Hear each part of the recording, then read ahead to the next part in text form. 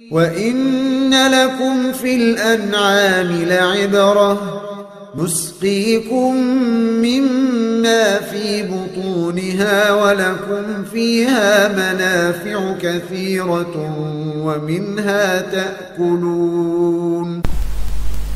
Dan sesungguhnya pada binatang-binatang ternak benar-benar terdapat pelajaran yang penting bagi kamu. Kami memberi minum kamu dari air susu yang ada dalam perutnya, dan juga pada binatang-binatang ternak itu terdapat faedah yang banyak untuk kamu, dan sebagian daripadanya kamu makan. وَإِنَّ لَكُمْ فِي الْأَنْعَامِ لَعِبْرَةً نُسْقِيكُم مِّمَّا فِي بُطُونِهِ مِن بَيْنِ فَرْثٍ وَدَمٍ لَبَنًا خَالِصًا سَائِغًا لِّلشَّارِبِينَ.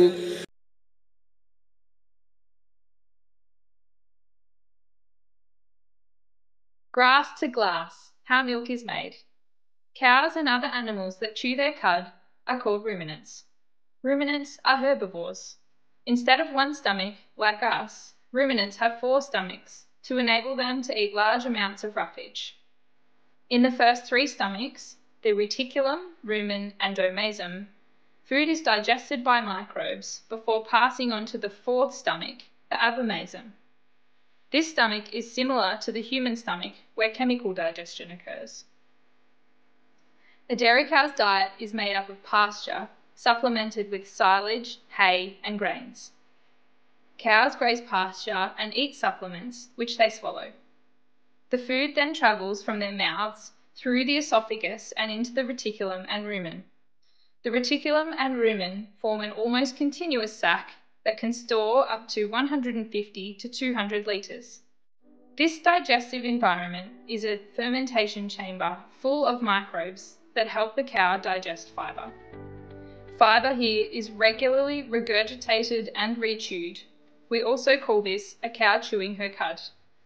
This helps break it down into smaller pieces, which eventually pass into the 3rd stomach, the omasum.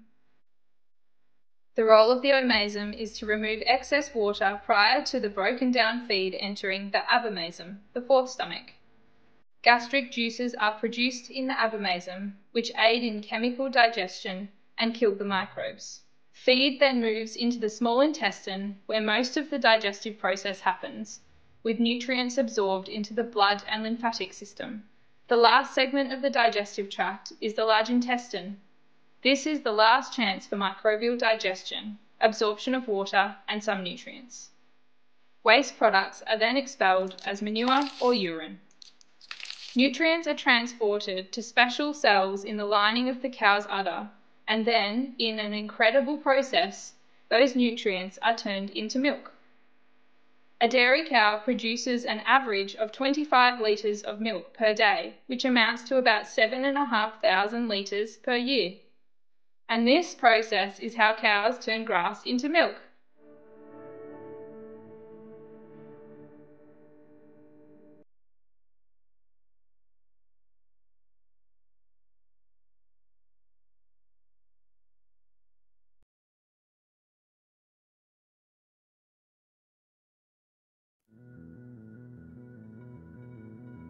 Metionin adalah asam amino esensial. Pada mamalia, ini adalah komponen penting dalam diet karena tidak diproduksi oleh jaringan mamalia. Ini sangat penting, yang digunakan untuk membuat protein yang penting untuk membangun dan menjaga semua jaringan di tubuh.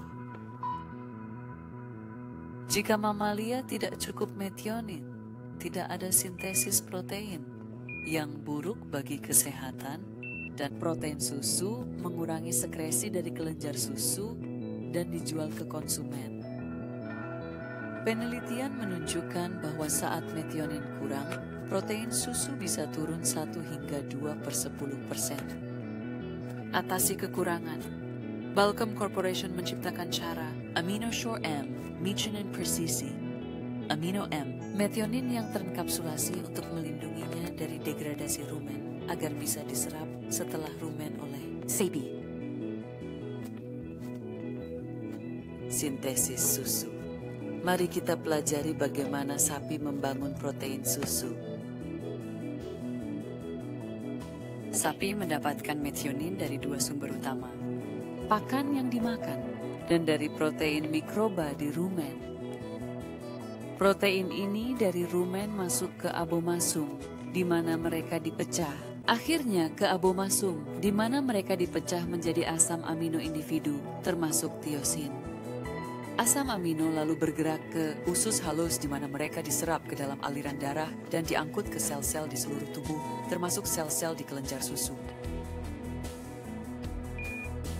Melihat ke dalam sel-sel kelenjar susu, kita bisa melihat helai DNA yang terpilin yang mengandung instruksi genetik untuk membangun setiap protein di tubuh. Dalam transkripsi, RNA polimerase membuka heliks DNA untuk memperluas, misalkan instruksi untuk menyusun protein susu. Urutan instruksi disalin menjadi RNA pembawa pesan, RNA. Saat transkripsi selesai, rantai RNA pembawa pesan membawa informasi genetik untuk membuat protein susu dari inti sel ke pabrik molekuler yang disebut ribosom. Ribosom di mana proses translasi dimulai.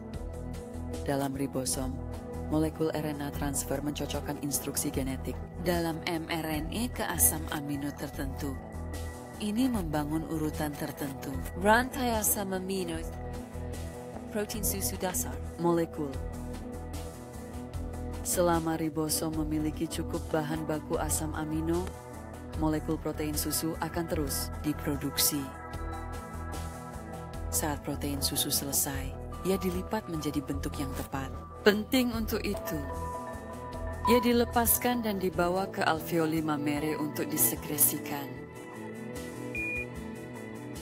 Karena metionin terbatas, seringkali tidak cukup tersedia untuk membuat lebih banyak susu.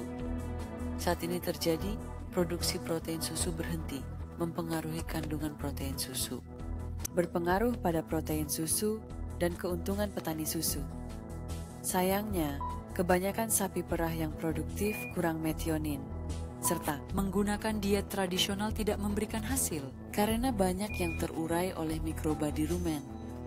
Dengan inovasi teknologi pengantaran nutrisi, kita bisa memenuhi kebutuhan metionin untuk laktasi, mendukung sapi dengan melindunginya dari degradasi oleh mikroba di rumen, membantu membangun protein yang mendukung produktivitas sapi dan sehat.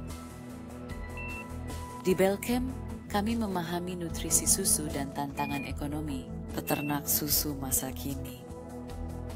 Lengkapi kebutuhan metionin sapi Anda dengan aminosura M, metionin rilis presisi, dan bantu mereka lebih banyak protein.